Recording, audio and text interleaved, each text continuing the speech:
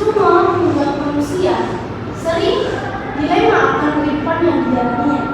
Berbagai masalah akibat perkembangan teknologi ini mengakibatkan seorang sulit untuk mempertahankan hidupnya. Contohnya apa? Anak muda yang ketika mendapatkan tugas kuliah yang sangat banyak, stres, kemudian ketika dia putus cinta, pengen mati, dan sebagainya. Sehingga mengakhiri hidup atau yang sering kita kenal dengan bunuh diri ini semakin marak, semakin viral seperti trending bagi anak-anak muda di Indonesia ini. Mengakhiri kehidupan menjadi pilihan terakhir bagi mereka yang sudah tidak mampu menjalani kehidupan dan berputus asa atas rahmat Allah. Padahal Allah sudah jelas dalam Al-Quran menerangkan wala ta'asu min rauhillah, jangan berputus asa daripada rahmat Allah.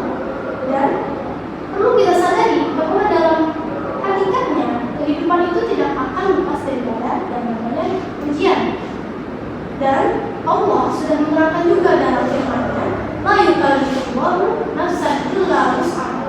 Allah tidak akan menguji seorang hamba di luar batas kemampuan hambanya tersebut. Lalu apa kira-kira penyebabnya? Seseorang yang memilih untuk mengakhiri hidupnya tersebut, mungkin pemikirannya yang masih sempit, tidak panjang untuk kedepannya. Betul hadirin, mereka yang memilih untuk bunuh diri ini biasanya karena mereka putus asa dan tidak mau berpikir panjang sebagaimana caranya untuk menyelesaikan masalah tersebut. Mereka berpikir bahwa setelah mati tidak ada kehidupan lagi setelahnya.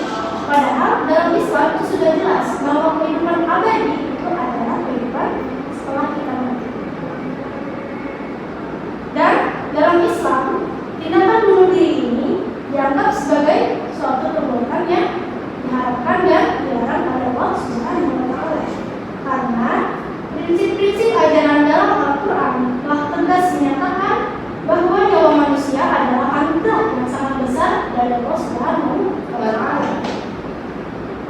Dan yang berhak untuk mencabut nyawa, yang berhak untuk mengakhiri hidup seorang hamba itu hanya Allah Subhanahu wa Ta'ala. Seperti dalam firman-Nya, Quran surah An-Nisa ayat 49 sampai 50. A'udzu billahi minasyaitonir rajim.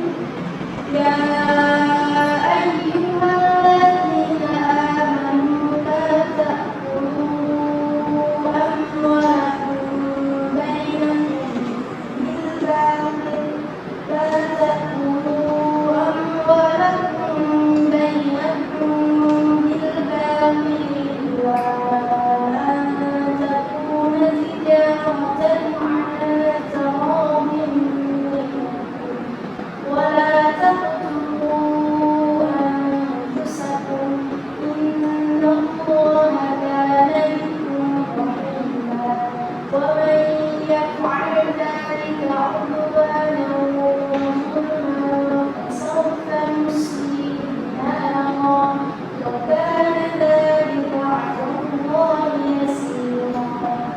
Yang artinya, wahai orang-orang beriman, janganlah kamu memakan harta sesamamu dengan cara yang batil, kecuali berupa perniagaan atas dasar suka sama suka di antara kamu.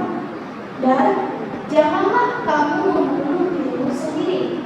Sesungguhnya Allah adalah Maha Penyayang kepadamu.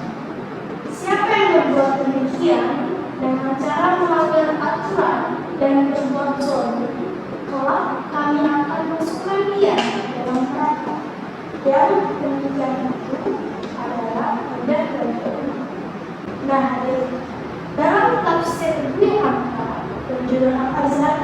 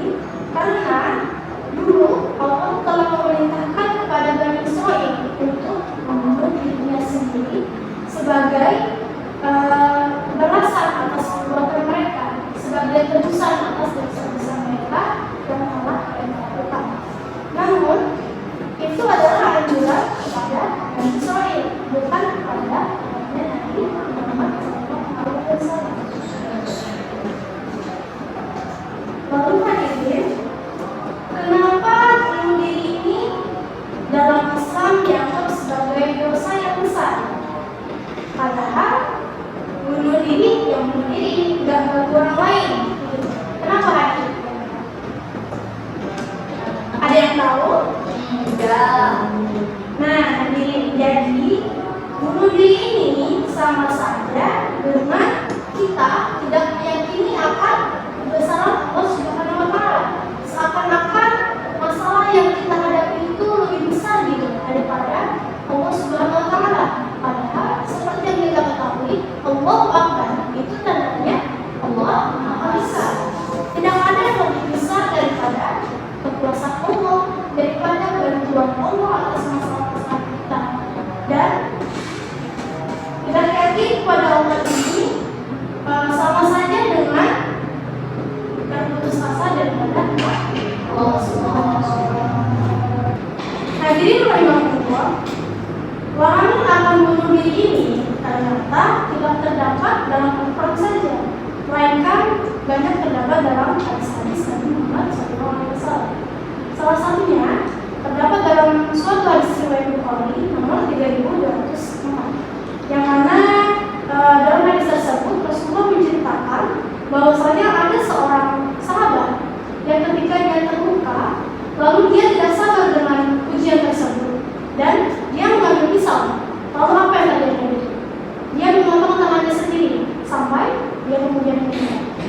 Lalu Allah berfirman, "Hambaku telah mendahuluiku dengan membunuh dirinya, maka aku haramkan baginya surga." Hadis riwayat Bukhari nomor 3204. Nah, hadis ini mengingatkan kepada kita umat Nabi Muhammad SAW tentang pentingnya bersabar dalam menghadapi segala ujian, musibah, dan masalah akan kehidupan di dunia ini. Bunuh diri, seperti yang dijelaskan dalam hadis tersebut, adalah sebuah bentuk pelarian daripada masalah. Nah, kita ketika lari dari masalah, itu sama dengan apa tadi hadirin? Sama dengan berputus asa daripada apa? Allah Subhanahu wa Ta'ala. Dan dalam hadis tersebut juga Allah Subhanahu wa Ta'ala menjelaskan bahwa ketika seseorang ragu akan janjinya, ragu akan pertolongannya, Allah akan haramkan baginya surga. Karena apa hadirin? Karena itu sebagai bentuk hukuman atas perilaku yang dilakukannya tersebut. Nah, kira-kira pesan apa nih yang kita dapat dari hadis yang saya bacakan tadi? Tidak boleh berputus asa.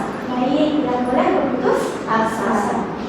Dan salah satu pesan juga yang kita dapat dari hadis ini, bahwa menjaga kesabaran dan tawakal kepada Allah dalam menghadapi segala kesulitan hidup akan sangat dianjurkan bagi setiap umat muslim. Nah hadirin, baru-baru ini sedang viral nih kasus bunuh diri di kalangan mahasiswa. Ini kira-kira disebabkan oleh apa hadirin? Pasti ya karena faktor ekonomi, mungkin faktor tugas-tugas kuliah yang sangat memberatkan baginya. Nah, ini menjadi pelajaran bagi kita.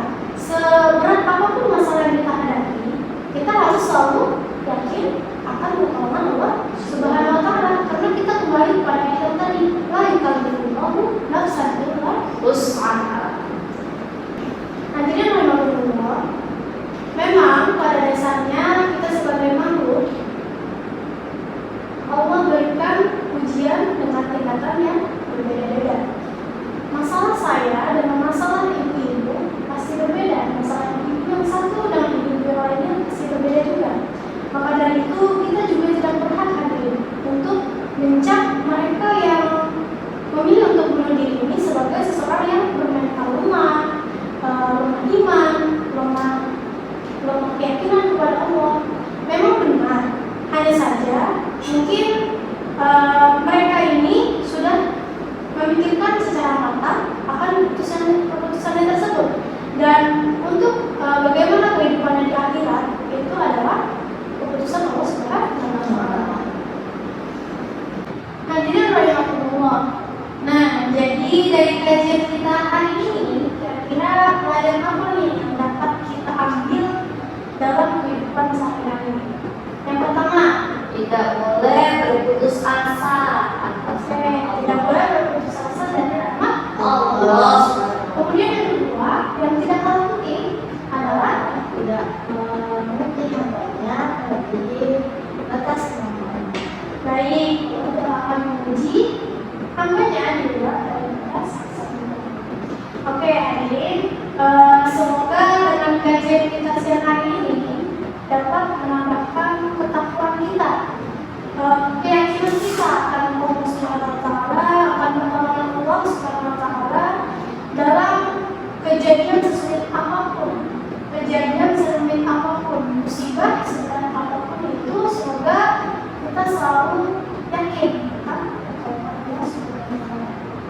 Jangan sampai langkah kita berputus asa hingga memilih untuk membunuh diri kita sendiri. Alhamdulillah ini bertahanlah hati untuk hal-hal yang kecil saja. Contohnya apa?